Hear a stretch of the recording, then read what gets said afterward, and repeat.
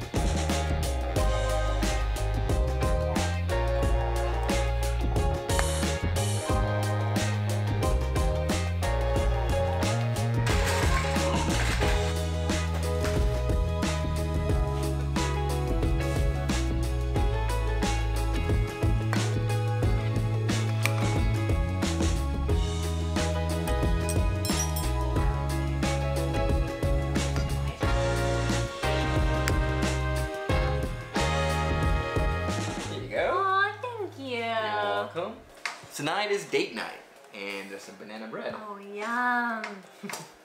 Yeah, and both boys are asleep, thankfully. Yeah. So we can enjoy just a quiet evening together. Yeah, so today we're gonna talk and share a little bit with you guys about what dating a Malaysian versus dating an American look like. So you guys already know, we're married. I'm a Malaysian, Rachel's an American. What we'll do is we'll share some of our previous experience when we were dating, what the cultural differences are, and hopefully you guys get some different perspectives there. So Rachel will share her perspective of dating a Malaysian, and I will share my perspective of dating an American. Alright, you go first. Let me think. I think a big one is probably language. I mean, we both speak English. Logesh speaks perfect English. I only speak English. However, there's words that were just not the same. For example, when Logesh asked me out on our first date, he told me he was going to come fetch me. Well, I mean, so the reason is because we Malaysians, we speak British English. So wanting to fetch someone, it's a normal thing, meaning that you want to go, and in American terms, they say pick up someone. And so, I guess she was offended, and this was like the first time I was gonna pick you up, right? Mm-hmm. And so I said, hey, can I come and fetch you? And she was like, fetch me? I'm like, yeah. Okay, so in America, we typically only use the word fetch to refer to playing with a dog. If you play fetch with an animal, you don't fetch people. Oh, another good one is dustbin. What in the world is a dustbin? I had no clue what he was asking me for the first time he said dustbin. A dustbin is where you put garbage, or in America they would say trash. So in America it's what it's called a trash can, which makes sense because that's where you put trash. You don't put dust. We also put dust there. I mean, but you put trash in your bin, so it should be called a trash can. Yeah, so there's a lot of like miscommunication initially. Even though we speak English, both of us speak pretty okay. I mean, I speak average English, he speaks great English. Still, there's a lot of miscommunication. But we've learned a lot over the past many years. So while we're on the topic of language, one of the things I struggled initially when I was dating Rachel was that Americans love to speak in idioms. Whereas like we Malaysians, we'd speak literally. For example, I would say something like, you know, if someone has an upcoming game, I'd say, hey, good luck in your game. Whereas an American would say, break a leg. They would say like break leg. Crazy, right? Is there any other example? I guess another example is I'm just pulling your leg. See?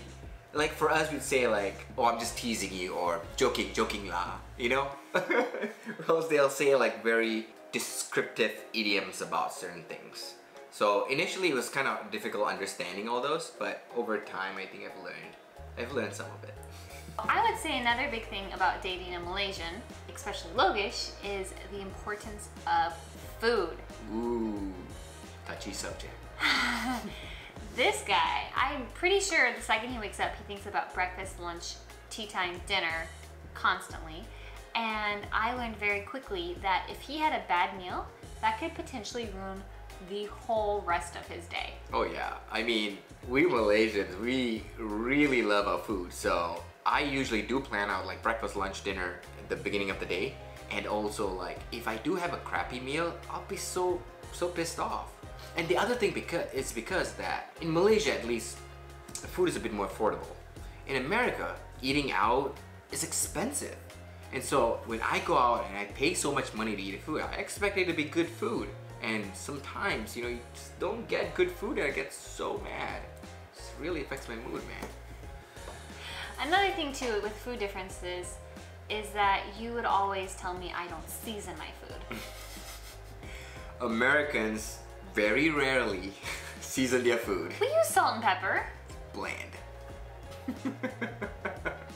But the importance, I feel, food is fuel to Americans, where I feel like food is life to Malaysians. Yeah, so that's the other thing, right? It's kind of a challenging situation because, you know, when I was dating Rachel, like for me, food is important. And you know, when we want to go on a lunch date or a dinner date or whatever, I would like pick up my phone, look for like the best place we can go to discover this new food or try something new. Rachel would be like, let's look in the fridge and see what leftovers we have. And I'm like, oh man, like, you know, food wasn't very important for her growing up. It was just more like fuel. For us, it's like, we need to go find good food. Like that is absolutely important for us. He'd be willing to drive up to an hour just to get Oh yeah. a decent meal. And for me, there might be a just fine restaurant 5-10 minutes away. Why not go there?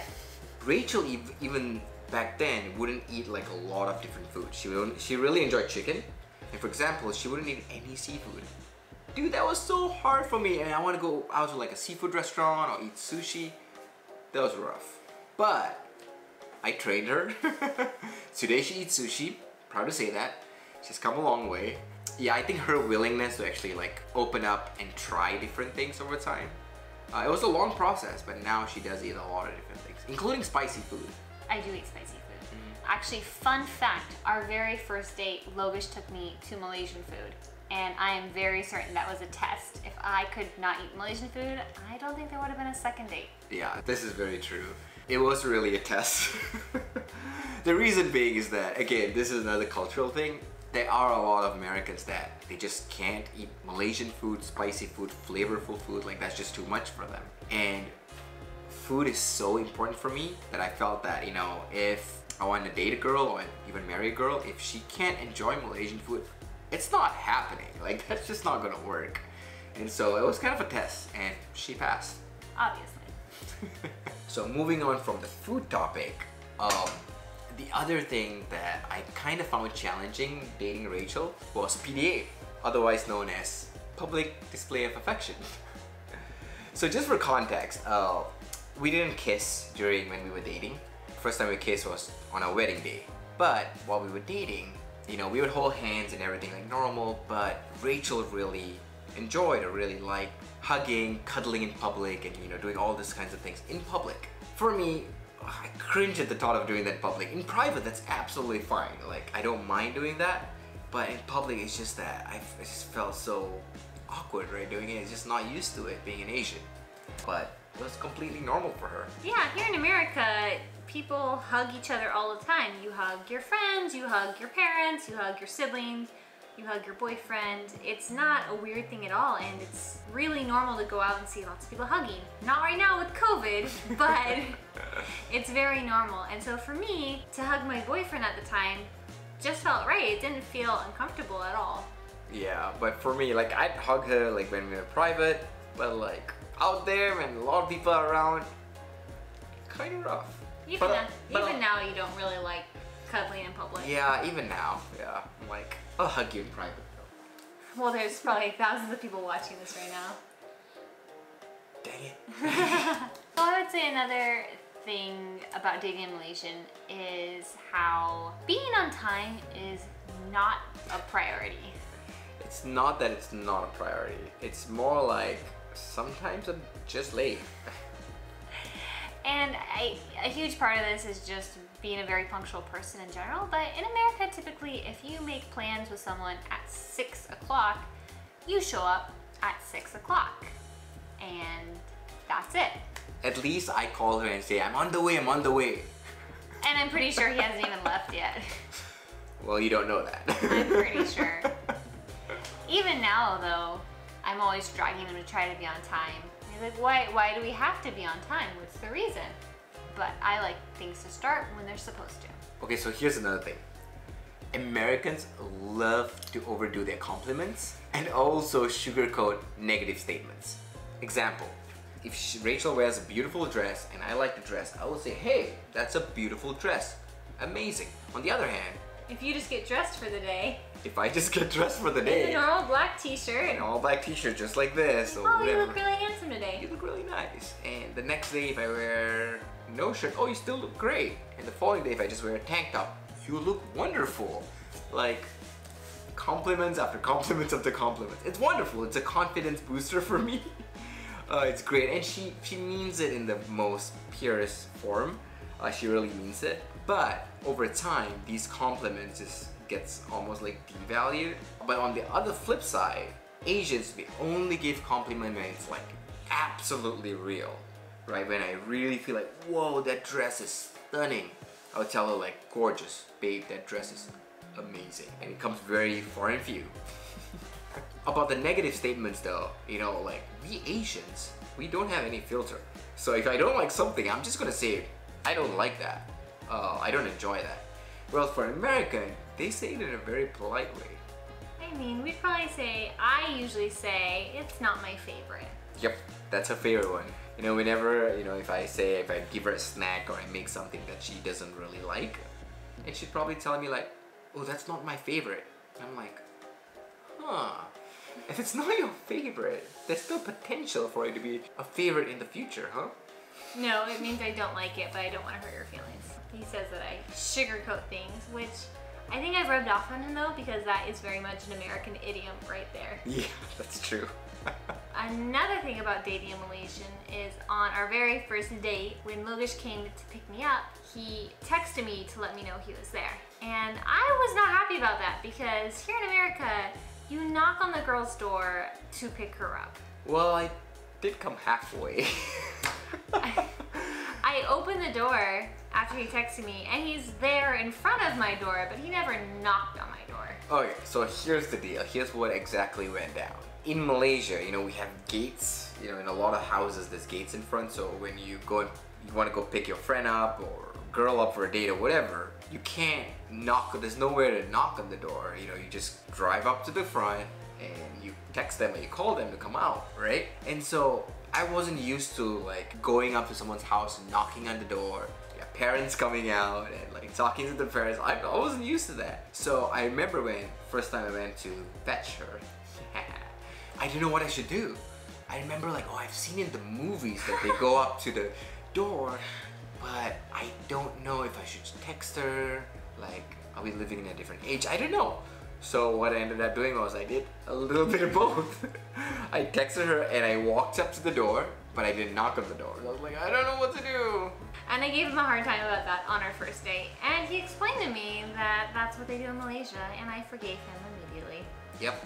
And ever since then, I went up to the door every single time after that. Yes, he did. So the other thing that Rachel did when we were dating was that she really loved to like label the stages of relationship. Like when we were courting, then moved to dating, seeing each other. I don't know, they were like stages. And for me, I felt like we were adults.